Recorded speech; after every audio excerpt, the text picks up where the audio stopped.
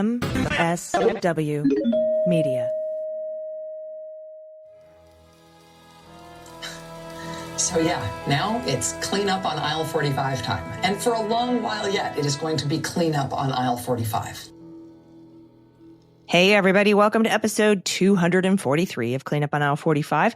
It's Wednesday, September 17th, 2025. I'm Allison Gill. September 17th. We are rolling through this month already. Hey, AG, it's Harry Dunn. All right, we got so much to cover today, including documentary evidence that Federal Reserve Board member Lisa Cook listed her secondary residence as a vacation home and not a primary residence. I wonder how they overlooked that. And that Hunter Biden's lawyers are seeking an arrest warrant for the former overstock CEO, Patrick Byrne. And that story is bananas. B-A-N-A-N-A-S. A-S-A-S. Bananas. We also have Democratic Senators Ruben, Gallego, and Tammy Duckworth trying to block military honors for insurrectionist Ashli Babbit. And former Congressman and head of the Douche Crew at his college, Madison Cawthorn, has been arrested again. But first, we have some Hall of Fame patrons to thank. So thank you to Je Suis Fatigue, Maria Tovar, Al Morenin, Dr. David, Mitchell, Fran Reichenbach, Scott Gregis, Charles Jones, the law offices of Redacted, Epstein, and Redacted, hugely criminal attorneys. That always Thank you for laugh. that. That was always a good one. Thank you so much for being patrons, by the way, and supporting independent media. You too can become a patron by going to patreon.com/aisle45pod. That's AISLE 45POD. Corporate media is failing us. So we really need everyone to support independent media. And just by listening to the show, you're doing that. So thanks for being here. I mean, the corporate media this past week, we aren't going to get too far into this because our last episode aired. We recorded it Monday and it aired a few hours before a couple of school shootings happened, including the one at Utah Valley University where Charlie Kirk was killed. But in the wake of that, the media got so much wrong and they had to redact so many things. So much of it. Because they were just so desperate, I guess, to pin this on some certain people with certain ideologies, or just be first. It's just like be first. How about be right? Right. How about be right? Who cares a damn about first? Wouldn't that be nice? And then when they're not first, they pretend that they're first. In the world of like social media and TikTok and Twitter, like is really legacy media even first anymore? No.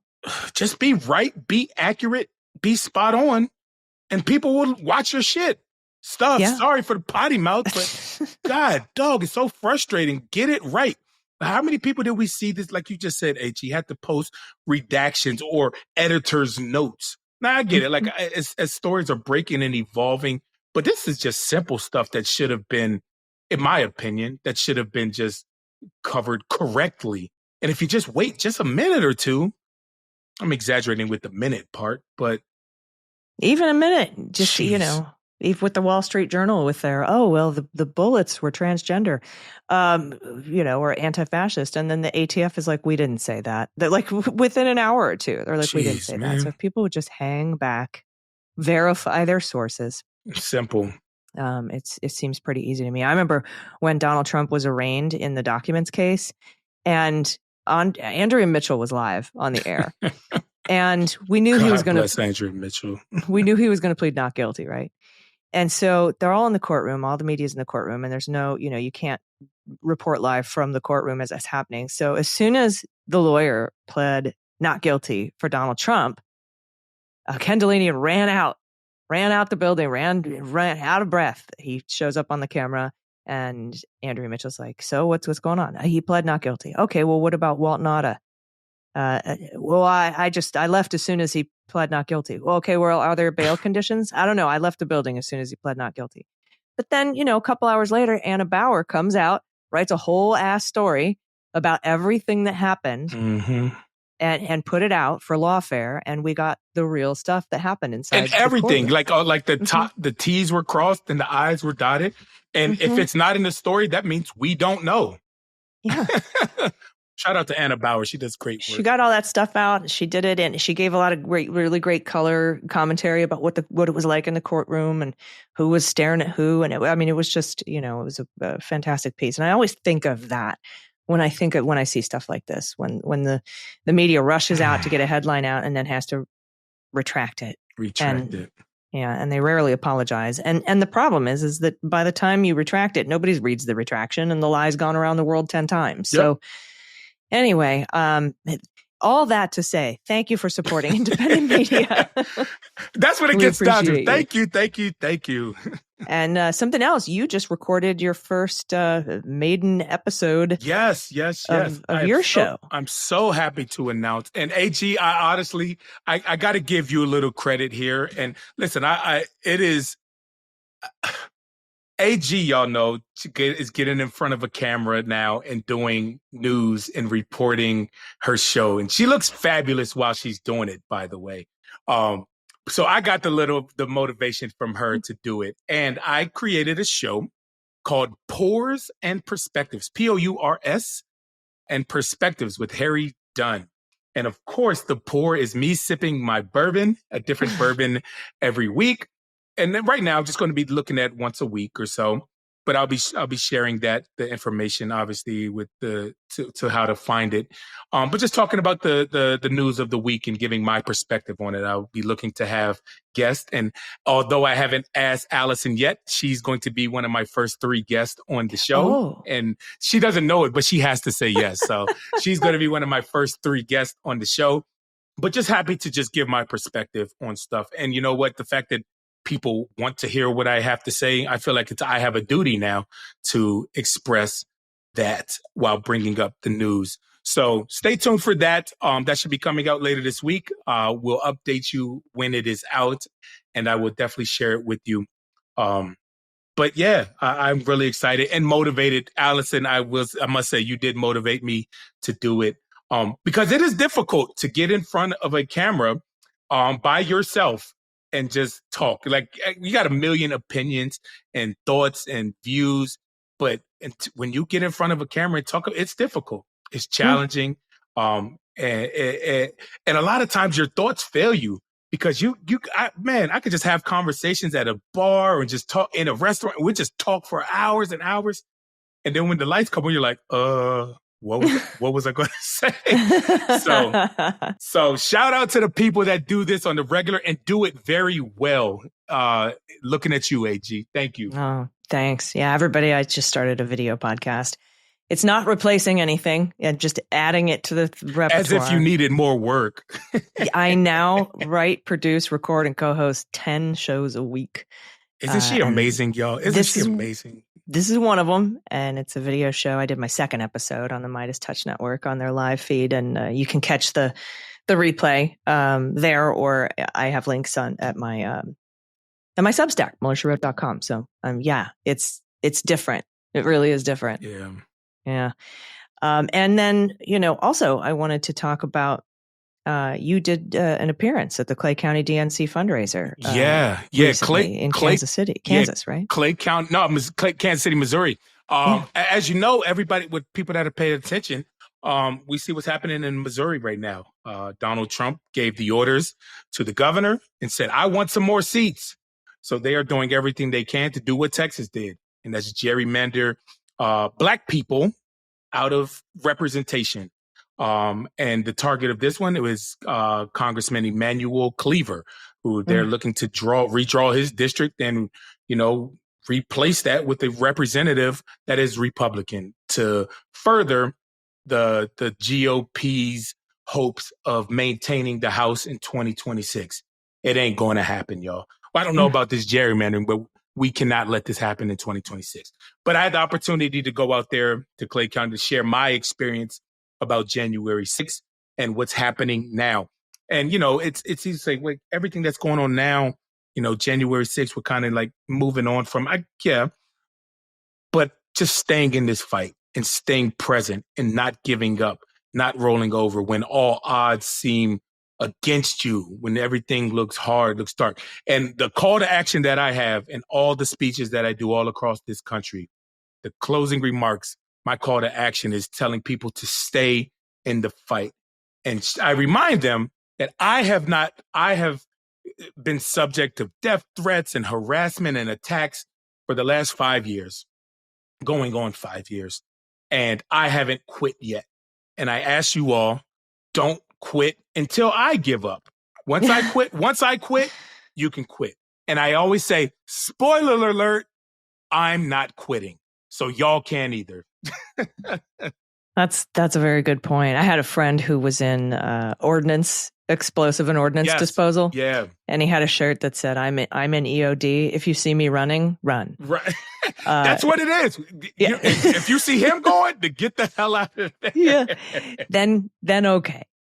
So canary in the coal mine. But yep. Warning, you're not going to quit. So warning, I'm not quitting, though. Well, thanks for doing all that really, really important work, my friend. Thank you. Let's kick this off real quick with the unlawful firing of Lisa Cook. Yes. Black woman. Talk about somebody staying in the fight. Good for her. Yeah. She's not only staying, she's punching back. Yeah. So Trump tried to fire her from the Federal Reserve Board, did fire her, but she's sued. We told you last week that she's suing for unlawful termination. And since that lawsuit hit the docket last week, some new information has come to light. This is from NBC. Federal Reserve Governor Lisa Cook declared in financial forms that her Atlanta property would be used as a vacation home and not a primary residence. And that's according to documents obtained and viewed by NBC News that appear to undercut, I like that, they actually blow the shit out of the water, but appear to undercut the Trump administration's allegations of mortgage fraud. Yeah, blow it out the water. Federal Housing Finance Agency Director Bill Pulte and President Donald Trump, who has moved to fire Cook, have accused the central bank board member of passing off the property as her main residence for financial gain. Cook has repeatedly denied the allegation, and administration officials have not provided definitive evidence supporting their claims. Oh, weird. A loan summary from the Bank Fund Staff Federal Credit Union in May 2021 says property use, vacation home.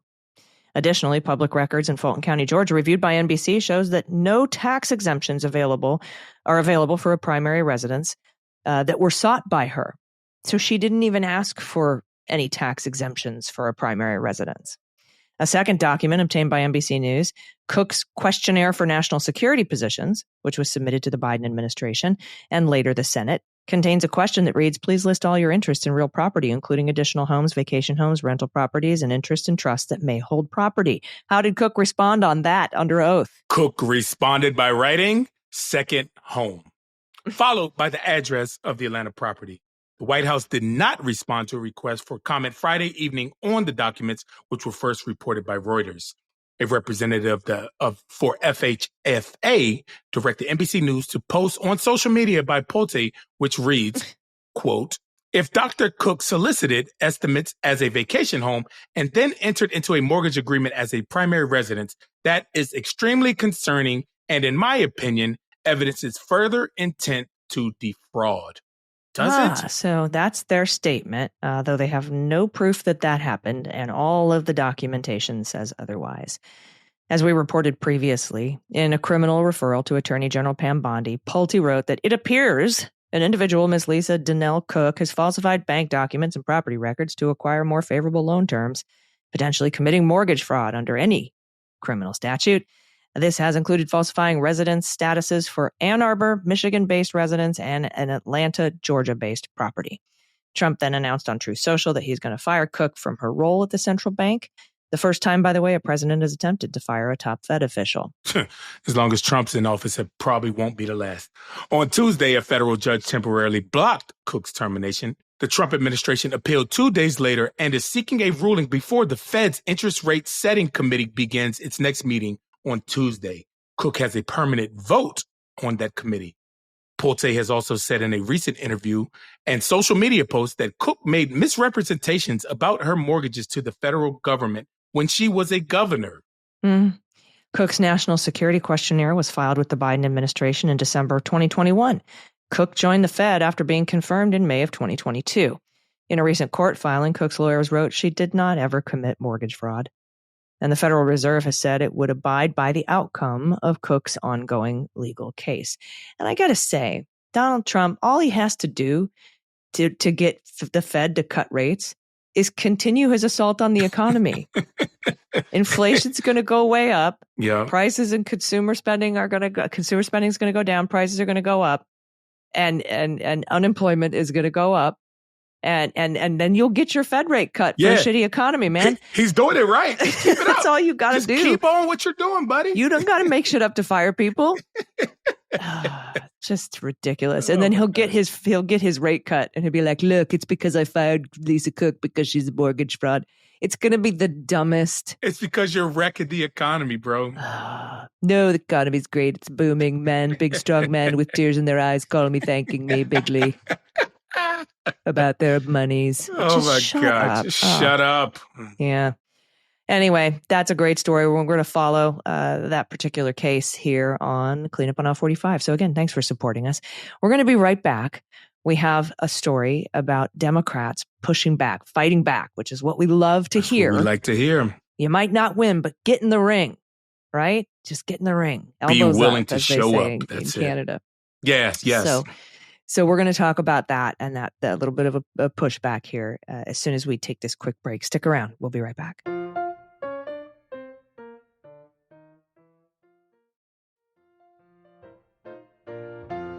All right, everybody, welcome back. All right, Democrats in the Senate are pushing back against Ashli Babbit getting military honors. CBS reported a few days ago that Senator Ruben Gallego, Democrat of Arizona, will seek to block the Pentagon from offering full military funeral honors to Ashli Babbit, a member of the crowd that rioted on January 6, 2021. Gallego, who has criticized the Pentagon for agreeing recently to provide Babbit with an honorary military funeral, will attempt to pass legislation this week to prevent the honor from being conferred. Yep, he told CBS News his legislation, quote, comes from a sense of patriotism. You know, as someone who served this country, as someone who unfortunately buried a lot of Marines with full military honors, the idea that they're giving this to a person who actively tried to overthrow the government, who was violent in nature, who knowingly was entering a restrictive zone while we were trying to conduct the safe passage of democracy, and the idea that they're just going to give this without a fight, it's just not going to happen. That's what Gallego said. Good for him. He said he's noticed that top officials, the Secretary of the Air Force, Defense Secretary, the Vice President, and President have never even said this, and they just kind of been trying to sneak this in the dark. And he's not going to let that happen, Gallego said. I'm going to put people on the record to make sure we know who stood with your traitor, Ashli Babbit. Yeah, so this is another put him on the record, right? Like with the Epstein Files amendment that Chuck Schumer added to the NDAA, and he got all but 2 Republicans to vote against the release of the Epstein Files in the Senate. Same kind of thing. And this is from Senator Gallego's website. It says Senators Ruben Gallego and Tammy Duckworth, Democrat from Illinois, sent a letter to the Department of Defense Secretary Pete Hegseth condemning the Air Force's decision to grant January 6th insurrectionist Ashli Babbit with military honors. Quote, we write to demand that you immediately reverse your department's shameful decision on August 15th, 2025, to grant military funeral honors to former Air Force senior airman Ashli Babbit. This decision is not only indefensible and inconsistent with Title 10 U.S. Code Section 985, but also deeply disrespectful to the service members who have honorably worn the uniform of the United States. It's powerful, especially coming from those two who did serve their country in the military. It goes on to say, Babbit, a former airman, was an active weapon-carrying rioter in the January 6, 2021 insurrection that sought to overturn the certification of the 2020 presidential election results after the mob broke into the Capitol. They ignored repeated orders from the U.S. Capitol Police to step back and instead tried to break a locked and barricaded door. Babbit then attempted to force her way inside the speaker's lobby by climbing through the door's broken window, where a Capitol Police officer intervened to protect dozens of House members and staff who were cornered nearby. Yeah, quote, her conduct was a betrayal of her oath and a discredit to the uniform she once wore. On August 15th, the Air Force notified Babbitt's family it would extend her military funeral honors. Under 10 U.S. Code, Section 985, the Department of Defense is authorized to deny military funeral honors in military cemeteries to any individual whose actions have brought discredit upon the person's service or former service. Quote, "We strongly urge you to rescind this decision immediately," the senators concluded. "To do otherwise is to abandon the department's rules, cheapen the meaning of military honors, and send a dangerous message that the betrayal of country and insurrection against our democracy are compatible with the values and standards all former military personnel are expected to uphold long after their service ends." Earlier this week, Senator Gallego introduced a resolution on the Senate floor to block Babbit from receiving honors. Senator Tommy Tuberville objected and blocked the resolution's passage. Of course he did. Yeah, of course Tuberville did. Coach. I hate that guy. Hey, any update on your January 6th Black lawsuit? Not yet. We are closing in on the date where the architect of the Capitol is due to respond. I think that is September 30th, I believe. I'll double check. But no, we are closing in on the date where their response is due. Initially, it was due in August the 15th or something, or the 18th. And they requested an extension, and their extension was granted until September 30th. Those days are approximate, but it's around that time. What you need an extension for? Just hang. The amount of time it took you to write the request for the extension, right? Just grab a hammer and a nail and put the damn plaque up. It could all be so simple. That's all. That's it. Just put it up. That's it. It's just disgusting. It's just so bad. Oh, man. I don't think that obviously Tuberville blocking this, I don't think that they're going to be able to force a vote on this, but hats off to Senators Duckworth and Gallego for giving it a shot. And I think it's their duty also as elected senators, to show that the people that they served with and the people that are serving now, that, hey, these values still matter to us. And it's not like they went to Congress and forgot what it meant to take that oath as a military member. Yeah. Obviously, it's they took the oath as a elected official, but hey, we still remember what it was like to serve. And I think it's a message to people that are currently serving and veterans like yourself, AG, to let them know, hey, at least these people are trying to do something about it. Yeah, I get military honors. She should not. And so I'm deeply grateful to these senators for putting up that fight. All right, we've got more stuff to talk about. Remember that BANANAS story about this overstock.com CEO Patrick Byrne and Hunter Biden? 3-ring circus, a Reagan appointee judge called it. We're going to talk about that bonkers story. I can't wait for this one. It's so I can't even. Grab a drink, grab some tea, whatever it is, your beverage of choice. Kick back and get ready for this. Stick around. We'll be right back.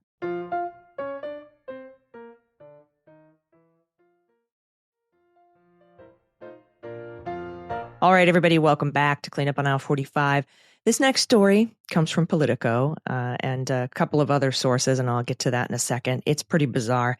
Hunter Biden is asking a federal judge to order the arrest of former Overstock CEO Patrick Byrne for ignoring court orders in a libel suit that Hunter Biden filed against the conspiracy theorist and conservative political activist. Patrick Byrne, you remember he had the plantation where they were training up the elite strike force for the insurrection or whatever? This guy is bonkers.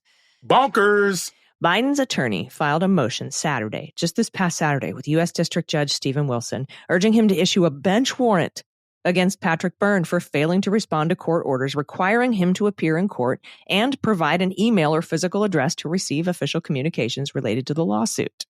Yeah, an arrest warrant. Defendant is a billionaire who ignores court orders while concealing his assets overseas or in cryptocurrency specifically created to evade governmental authority and who flouts this court's authority. Biden's lawyer, Richard Harpootlian, that's a good name. The appropriate sanction is to force defendant to appear and defend or confess the case on the merits. The court has repeatedly ordered defendant to appear, and defendant has repeatedly ignored the court. Harpootlian added, plaintiff therefore respectfully requests that the court compel defendant to appear by issuance of a bench warrant. Whoo-hoo. Ooh. Hunter Biden, son of President Joe Biden, filed the libel suit in 2023, and it claims that Patrick Byrne knowingly defamed Hunter Biden on social media in 2021 by alleging that he sought an $800 million payment from Iran in order to unfreeze $8 billion in Iranian funds.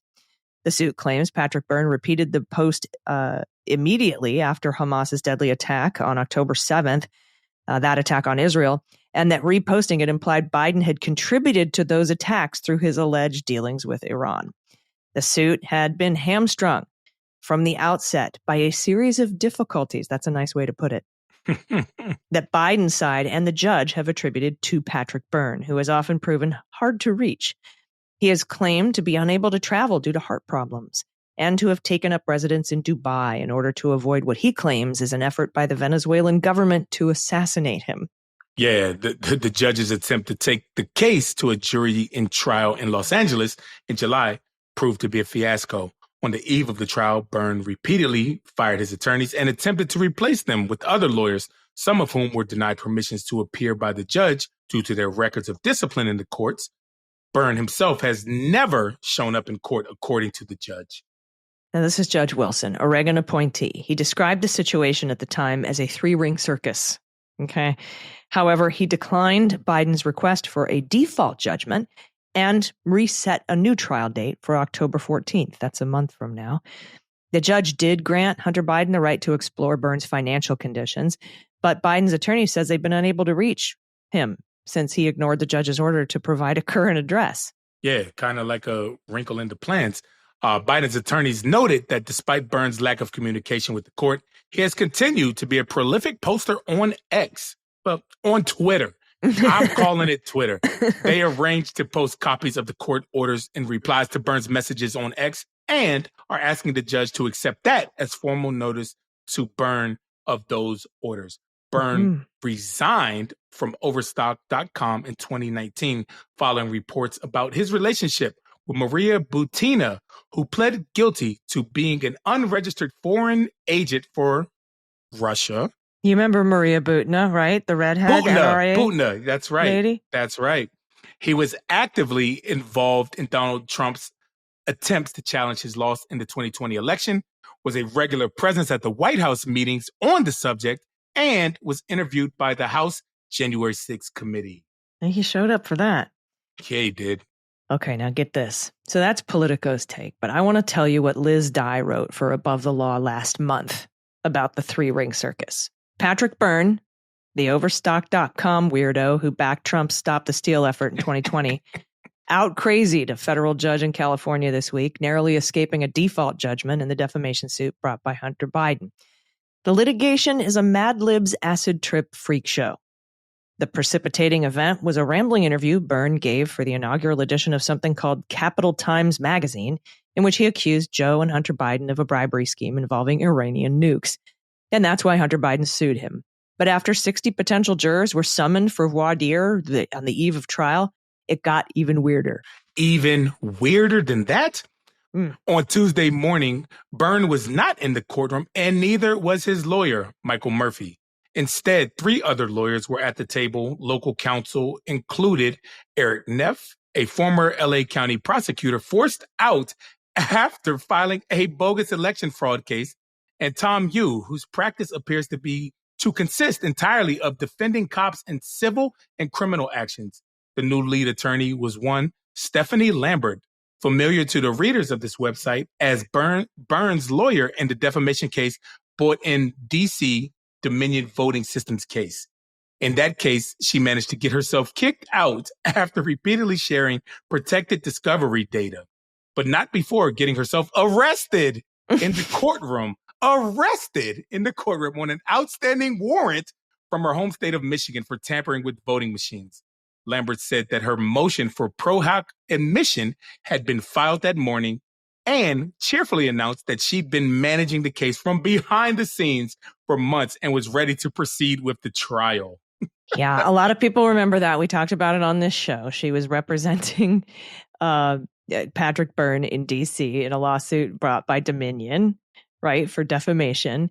But there had been a warrant issued for her arrest because she was tampering with voting machines in Michigan. And so when she showed up in the D.C. courtroom, they arrested her. Lord have mercy. So that's this lady. Unsurprisingly, Liz Dye continues, the court had concerns. And so did the plaintiffs, who noted that Lambert was out on bond on 2 felony charges and had somehow forgotten to mention in her sworn declaration that her pro hoc appearance application had been denied in the Middle District of Florida just 6 weeks earlier in yet another defamation lawsuit against Patrick Byrne. After a brief break, Judge Wilson denied Lambert's application, ordered her to remove herself from the counsel table, and told Neff he was now in charge of the case. Then he also informed Neff that the lawyer is supposed to stand while addressing the court, something which appeared to be news to Neff. I know that. My gosh. but it was not meant to be. After another break, Neff and Yu returned to inform the court that they had both been fired. That must have happened in the last hour, the judge gaped incredulously. It happened in the last 10 minutes, Your Honor, Yu concluded, which is just as well, really, since, as it turns out, Neff isn't admitted to the bar of the Central District of California. He's not even. He's not. Lord have. This is a 3-ring circus, AG. It's so bizarre. She goes on to say plaintiff's counsel promptly moved to hold the defendant in default since he failed to appear for trial. And Judge Wilson told the parties he'd hold a show cause hearing on the motion for default 9:30 the following morning. That evening, before that hearing, Patrick Byrne filed a motion for reconsideration, demanding the court reverse its decision to deny the admission of Stephanie Lambert, decrying it as an abuse of discretion. And she's out on felony. She's on bail. Okay. And vowing to take an immediate appeal to the Ninth Circuit to vindicate his Sixth Amendment right to counsel. Bro, it described Lambert as an election law expert. The premier specialized attorney in the county is in this niche area of the law. This language sounds strikingly like an objection Lambert filed to her disqualification from the Dominion case, in which she described herself as the foremost leading expert advocate and attorney in the country who has all the knowledge concerning Dominion's voting machines, their flaws, and the collusion and involvement by foreign nationals and foreign elements directly in federal elections is telling. But here, the document was signed by Florida lawyer Peter Tickton, Donald Trump's former boarding school roommate who served as local counsel. Donald Trump's former boarding school roommate. Don't let that sneak past you. His roommate who served as a local counsel in the Clinton RICO troll suit that got the president $1 million in sanctions. His PhD application in the Byrne case was approved July 24th, although he was not among the many attorneys in the court on Tuesday. There's one guy who's qualified. Qualified's doing a lot of work there. Allowed to be there. In the event, Judge Wilson denied Biden's request for a default judgment and postponed the trial yet again to October 14th, as we said earlier in the Politico story. The defendant was ordered to appoint new counsel by August 15th and to submit further discovery on his finances. Lambert's motion to reconsider her pro hoc bid was rejected, and Tickton's admission was actually retroactively voided. All in all, another big win for Team Banana Pants Crazy. This is nuts. Yeah, so now Hunter Biden, because, he was supposed to get new counsel by August 15th. So now they can't get a hold of him. So they're seeking a bench warrant, and we will let you know how that turns out. I like the idea that they said, can we just post this under his replies on Twitter, and that counts as service? Like, I you know what? Makes sense. If the guy can't be reached and he's, posting over and over. On Twitter? Yeah, why not? I mean, if you exhaust and do your due diligence and try to serve somebody, and then if they don't, you can probably get an email approval to get an email service, but he won't give his email address, so they can't do it that way. So now they're, asking the court, hey, can we just reply to him on Twitter? I mean, why not? And count that. It's the only way he's communicating these days. It's the only way we can get a hold of him. All right, we got a couple more quick stories. We've got some interesting stuff about Madison Cawthorn, and we just did, while we were recording this. This wasn't in the headlines at the top of the show, but we've got breaking news on the Pillow Man, so we'll talk about that too. Ooh. But we have to take one last quick break. Stick around. We'll be right back.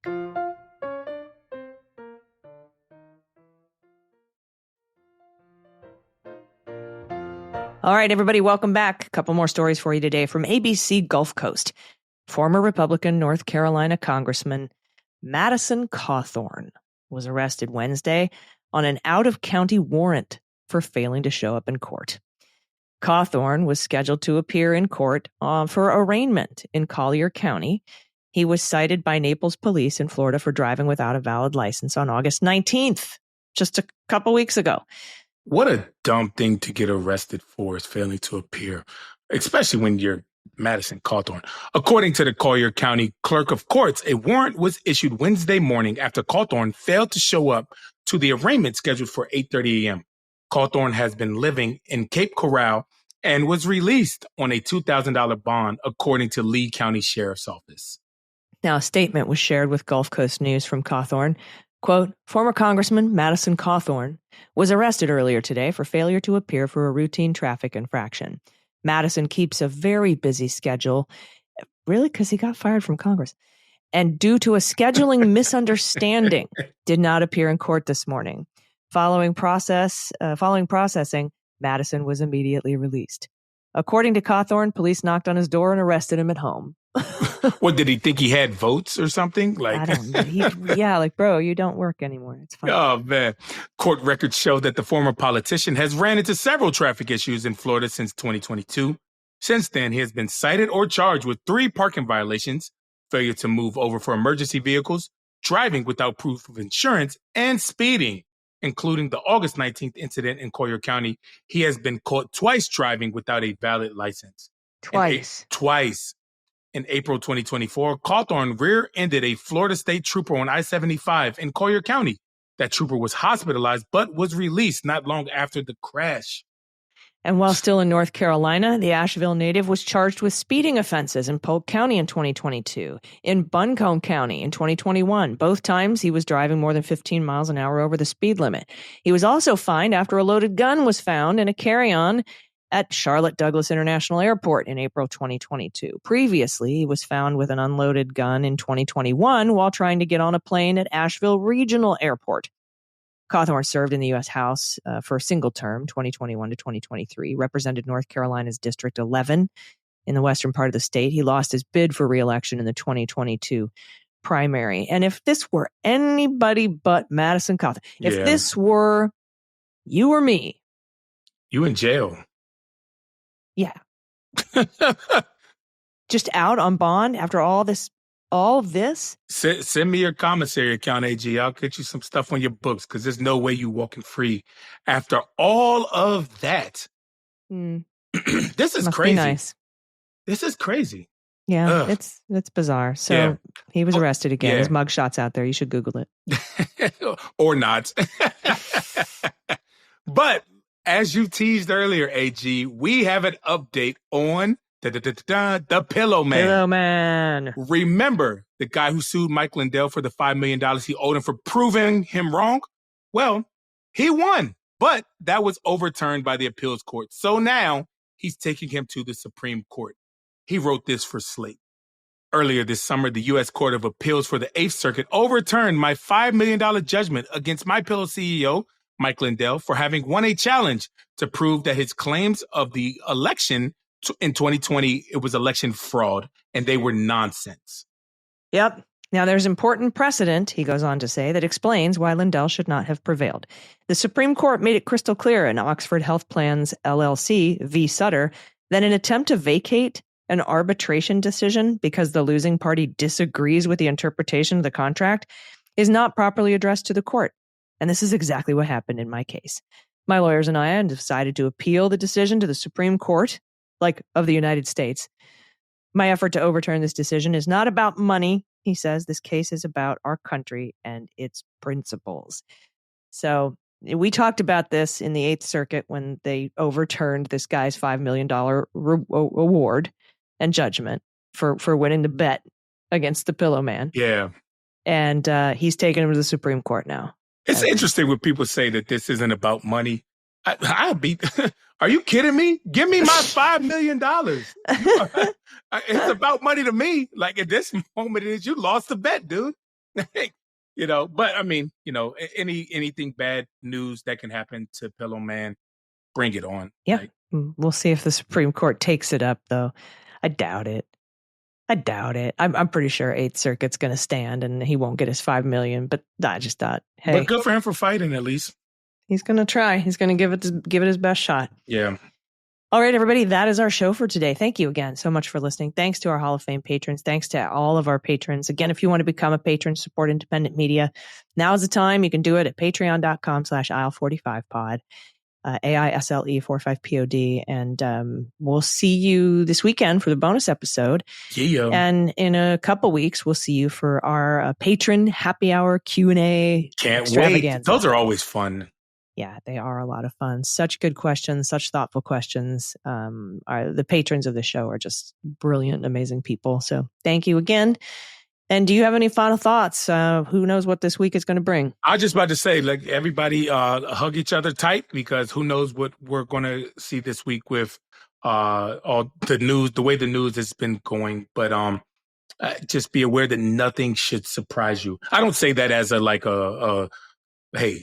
buzz, look alive, y'all. Stay tuned for this. I don't say that as a cliffhanger. That's what it's called. Or no, but you know, a tease. I don't say that as that. We just don't know what's going to happen this week, because it's always something. So yeah, let's not be surprised with anything that happens. Absolutely. And if you're reading a story from the corporate media, check to see who they say their sources are. Just check. Yeah. If it doesn't pass the smell test, it shouldn't. It probably shouldn't. And just wait for a retraction before you start sharing that stuff. Exactly.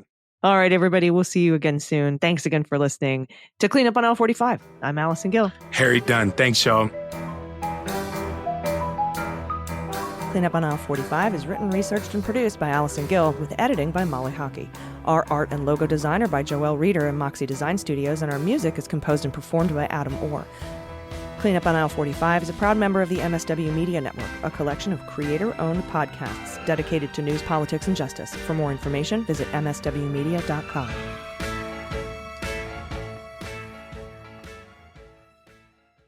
MSW Media.